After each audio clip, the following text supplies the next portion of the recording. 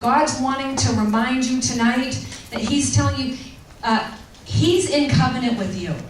He hasn't pulled away from you. He is not the one that has walked away. And He's desiring for each one of you to recommit to Him.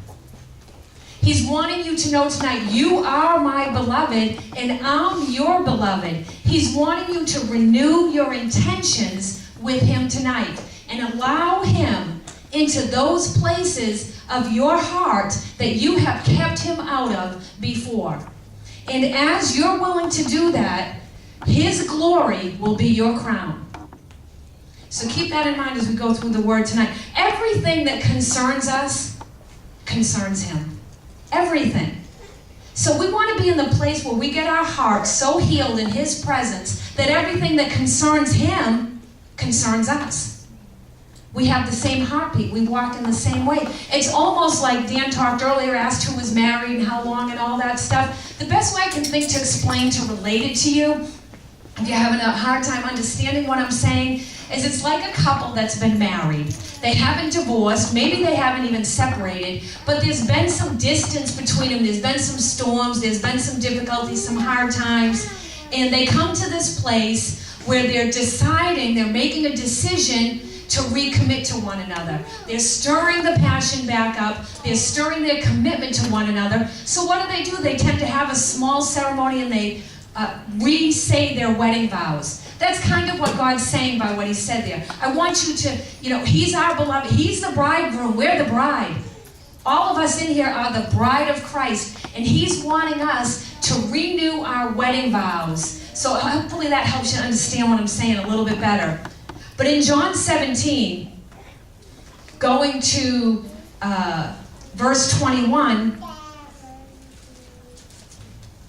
that they all may be one, and this is Jesus speaking, as you, Father, are in me and I in you, that they also may be one in us, that the world may believe that you sent me. See, He's calling us back to this place, back to this covenant, reminding us He's not the one that walked away. He's not the one that went away. Maybe difficulties, maybe being battle weary. There's been some distance with you and the Lord. And He's drawing you back into His presence. His presence. He's the healer. We know Him as the healer. So if we're in His presence, we're in His healing presence. Actually, the 3rd chapter of John tells us He wants our health and our souls to prosper. He wants us healed every single place, in and out, so to speak.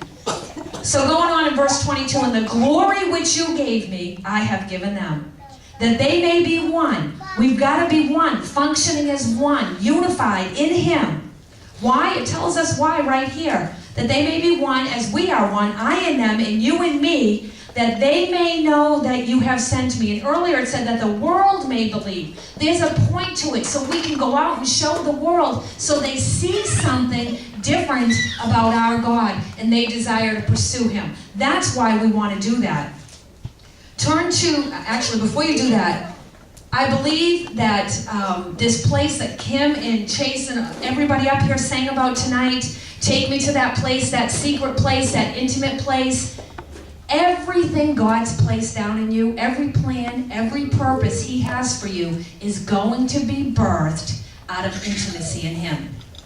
That's the foundation. All of it's going to start in a place of intimacy with Him. We can't skip over that. That's where we've got to start. We're going to keep coming back around that mountain until we're willing to go in the chamber room with Him and become intimate with our beloved. One-on-one with Him.